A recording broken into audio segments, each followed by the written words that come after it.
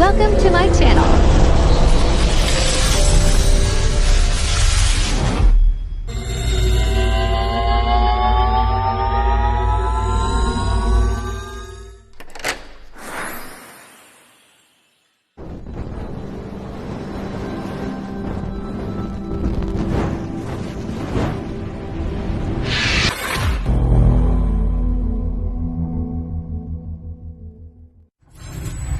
Enjoy watching.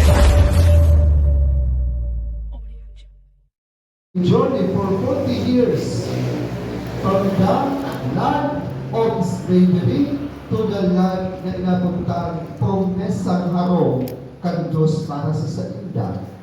Kaya mahiling ta, masabuotan ta, sa bukod pa sa nakang first reading, ang tatarang na hubaa.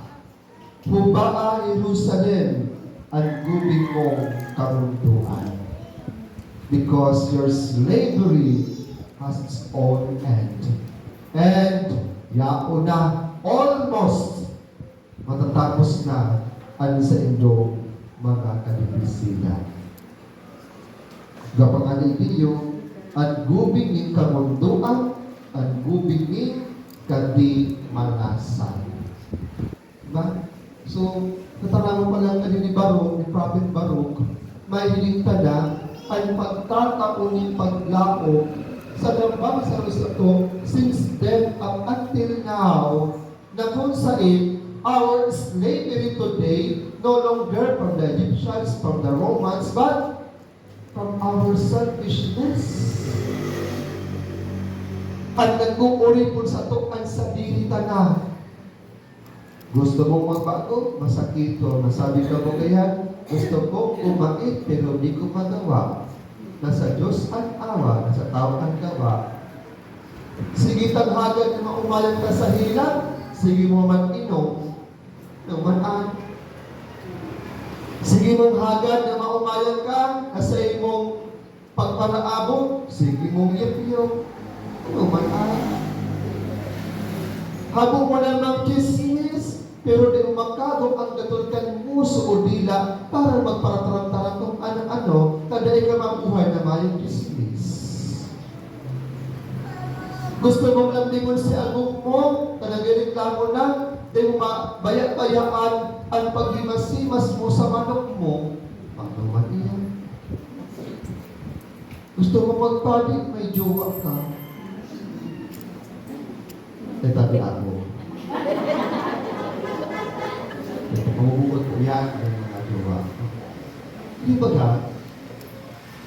Nag-journey ang people of Israel, the chosen race, nag-effort ng pagal, nagutong na paha, nagkasapo ng pang-aalipusta, kadibisila, kadimanasan, kamunduan, and now, your salvation is at hand. Remove the sackcloth of loneliness. Remove the sackcloth of unfortunate kind of life. Tapos na iyan, kaya uya, nag-aawit ang salmo responsoryo, at naguranan, nagigibo o nagibo sa to, ning darakulang bagay, kita pinaukma. That's why Christmas is a season of joy. Not just because yaon na ang Savior from our slavery, but God gave us an inspiration, being a human person like us, na halion ang sadili sa pagkakauripon kan pagiging selfish na tao. Diba? Pagpirmi ka lang sadili, buta ka sa ibang tao. Buta ka na magsabot sa saila. Gusto mo ikalang perming sinasabot. Hello? Naguguran kita, mga tugang, bagong gabos na panahon, ikakalmadi-mading pagsabot. Learn how to understand your neighbor.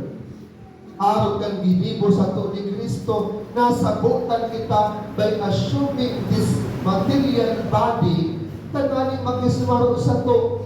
And not only that, tanggaling kita o sa tuya ang agihan, pasiring sa kaliwanagan.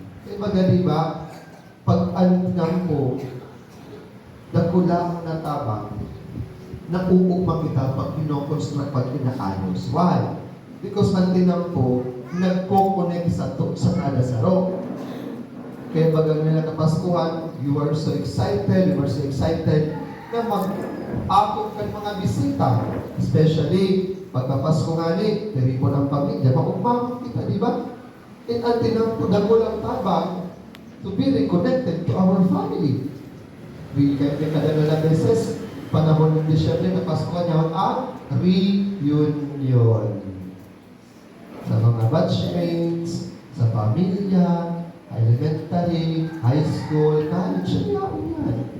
Most of the time, elementary sa high school, college, wala yung pagkakararaman. Pero kung paghihilingon ta, iyon ang dalan ang nagre-reconnect sa to sa kada saro. Kaya sabi ni San Juan, popular na maray, sa tuyang patron, di ba?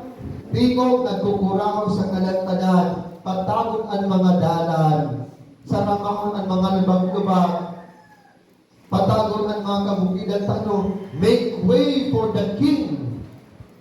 Kag panahon ni mga monarch, po, ayan sinasabi pag ma-approach ang halik. Siyempre, dako-dakong tao, ma-approach ang surugoon o ang kapitan ng mga soldados, make way for the king. Tangani makabili magkani. The same with our Lord. The same with Christ who will come sa satuyang katilipunan, tanganin ipamati ang labi-labing pagkamukot ng Diyos sa satuyan.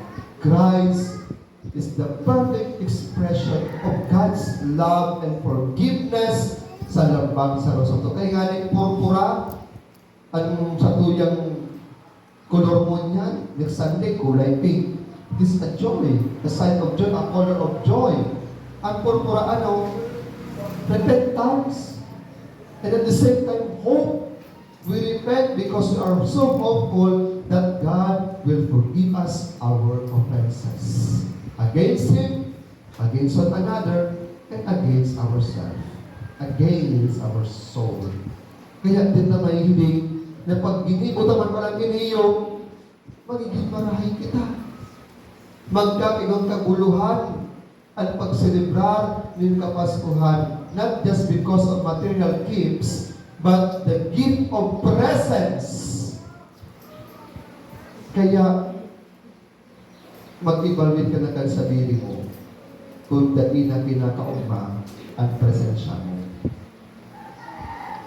Kung iriwasan ka na, kung pinagdudurulagan ka na, evaluate yourself, check and balance. Ano ang problema sa to? Hilingasan ni, bako mong mapanus, bako mong mabata. Sabi Pedro Obispo, perfect definition ng angsod, mayo pa, yaon na. Mayo na, yaon pa. Dukot. Pero diba? Persons are gift. And presence is a gift.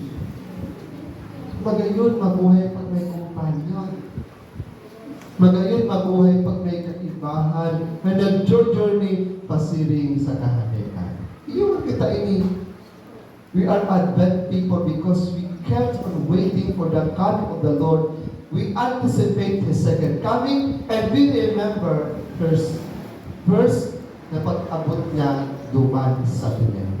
Kaya kung pagkatandaan ta, iwan ini at pag-inundo sa to second reading from letter of Paul to the Philippians. Padagos na magtagal sa libong karahayan. Ang taong nagtatagal, ang taong nagdadanay, iyo ang inaabutan virtuous and meritorious kind of person. Dahil ka lang matagal, dahil ka lang magdadanay, kundi magtatagal ka pa. Ang mga Israelita nagtipos ng halawin na panahon. Alagad, they wanted to be freed from their slavery. And ironically, kita mo niyan, makitang pakialam, kung yaman kita sa kaulipan ng kasalan, umayo. And worse comes to worse, some of us, may inaapod na kitang nawawala ang sense of sin. Ay, Father, para man lang po ang ginibo ko, araw ka ni. Hindi ka minimalistic. Bago kung animalistic ka, minimalistic kind of attitude. Puso ba mo yan ang minimalist sa design ng harap, sa interior, design? Tama yan, okay yan. Pero hindi ka maging minimalist pag-abot sa pagkumpisal. Sa kanya kumakumpisal, pag matitigbag na. Pag nanihilap. Pag ako, dahil naman intindihan ni Father, tapos subok akong isabi ang kasalan ko. Manoy, o, dawag mo ako. Ano pong kasalan mo?